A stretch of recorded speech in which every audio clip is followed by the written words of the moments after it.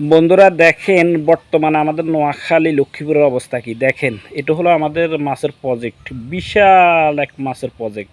আমরা এখানে অনেক টাকার মাছ পালাইছি, এখানে অনেক টাকার মাছ আছে। দেখেন আমরা চতুর্পাশে জাল দিয়ে ঘিরেও করে রেখেছি, এরপরও কিন্তু অনেক মাছ চলে গেছে। আবার দেখা যাচ্ছে যে রাতের বেলা অনেক ছেলেরা আসি এখানে ডালা শিয়ার করে মাছ ধরার জন্য, মাছ ধরে। আমরা তো দোকানে থাকি, এখানে থাকি, সেখানে থাকি, আমরা তো থাকি না।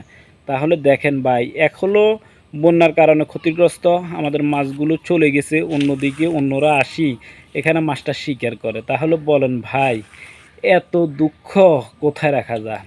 তো আমি বলবো ভাই, বিপদে আপদে সদা সর্বদা সবসময় আল্লাহর উপর ভরসা রাখতে হবে। নৈরাশ হওয়া যাইতো না, কোনোভাবেই নৈরাশ হওয়া যাইতো না। আল্লাহ তাআলা যাই করে বন্দার ভালোর জন্য করে, মঙ্গলের জন্য করে। আল্লাহ তাআলা আমাদেরকে পরীক্ষা নিরীক্ষা করতেছে, আল্লাহর প্রতি আমাদের ধৈর্য কতটুকু আছে। ওই যে দেখেন আমাদের বিশাল একটা গাছ পড়ে গেছে, স্ক্রিনে দেখা যাচ্ছে, অনেক বড় একটা গাছ, প্রশস্ত একটা গাছ।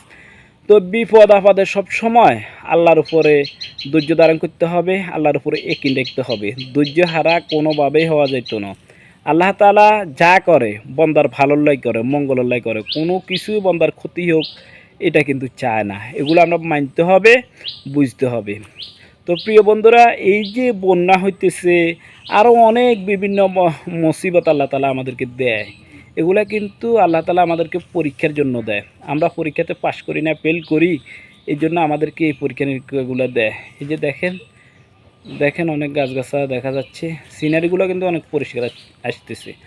তো আমি বলবো ভাই, ধৈর্য হারা কোনোভাবেই হওয়া যাইতো না।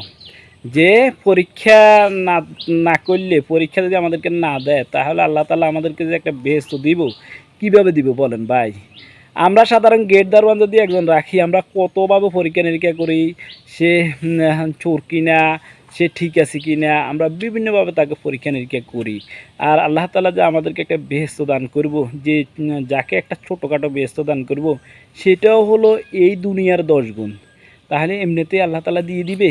আল্লাহ তাআলা আমাদেরকে বিপদ দিব, সুখ দিব, দুঃখ দিব, কষ্ট দিব, যন্ত্রণা দিব, আবার ভালো রাখবো, সুখে শান্তিতে রাখবো। সকল কিছু দিয়ে আমাদেরকে পরীক্ষা করব।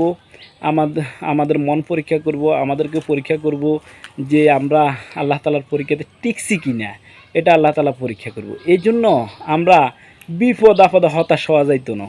আমরা বিপদে আপদে সুখে দুঃখে সব সময় আল্লাহকে স্মরণ করতে হবে, আল্লাহর হুকুম মেনে চলতে হবে। আল্লাহ এক এবং অদ্বিতীয়, তাহার কোনো শরিক নাই।